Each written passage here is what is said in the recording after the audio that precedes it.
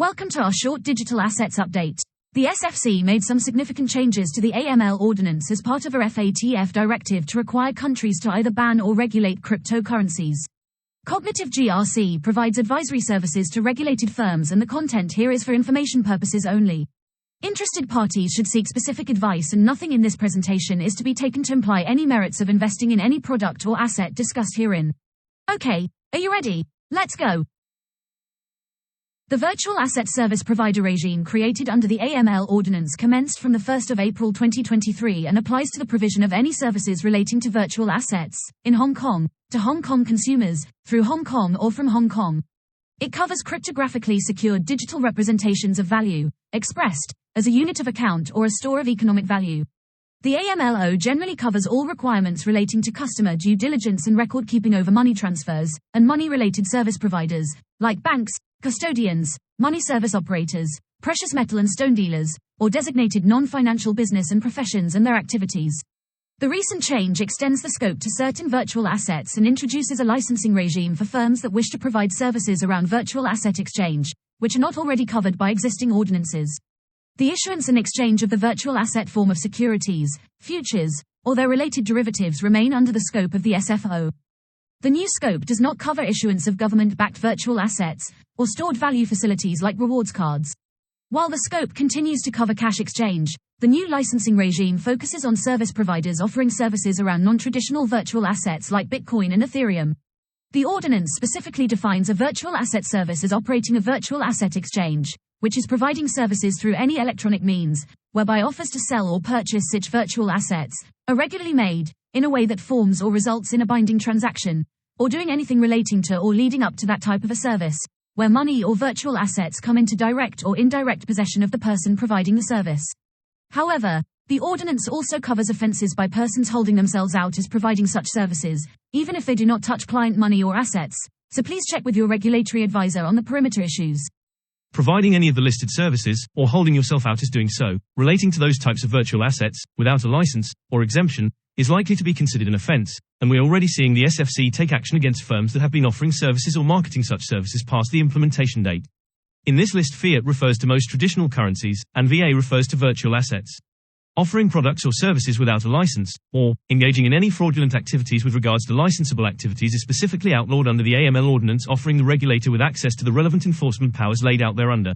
A consultation issued in February 2023 mainly related to those providers who provide combined trading, settlement and custody services in digital assets, called virtual asset trading platform operators, virtual asset exchanges or virtual asset venues. Providers of access to onboarding, exchange services are required to obtain licenses in both the non-traditional digital assets category under the updated AMLO, that is, operating a virtual asset exchange, and for traditional assets, like securities and futures under the SFO, i.e. dealing in securities or providing an automated trading system. The AMLO has adopted SFO-style requirements for all virtual asset service providers, and therefore a lot of the regulatory obligations will operate on a parallel and seamless basis. Applications overlay each other, and the SFC's register has been updated as a result to show the difference between firms that are licensed under the different regimes, as service providers will generally only be able to offer services relating to each type of asset if they have the relevant license.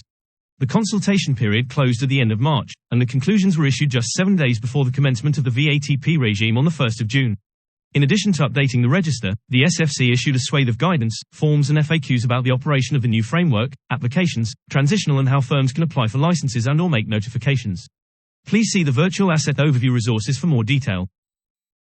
Key features of the SFC regime have been adopted into the AMLO, including fitness and properness, responsible offices, license representatives, record keeping and office arrangements, competency requirements, SFC oversight, SFC register, notifications, annual returns, report and accounts, regulatory oversight and review. However, the AMLO retains its existing ownership and control definitions and its own tribunal processes. The new offenses created include undertaking activities without a license, indeed, even holding yourself out as doing so. Marketing services to or from Hong Kong without a license. Employing fraudulent or deceptive devices. Fraudulent or reckless inducement and making false representations. Now all such activities are crimes under the AML Ordinance, unless declared otherwise or exempted by the SFC. The Ordinance introduces a new market misconduct offence which broadly defines anything done with respect to digital assets and mirrors Section 300 of the SFO to act as a catch-all for activity which has an objectionable intent. The offences includes employing fraudulent or deceptive devices in transactions involving virtual assets. Section 53 ZRF of the Ordinance states that a person commits an offence if they employ any device, scheme or artifice with intent to defraud or deceive, or engage in any act, practice or course of business which is fraudulent or deceptive, or would operate as a fraud or deception. It also includes intending or offering to do so. So again, very broad, and difficult to defend unless you can demonstrate a proper purpose, if a counterparty or customer has been impacted. This update has been provided by Cognitive GRC, a Hong Kong-based global regulatory consultancy that works with boutique and international financial services firms.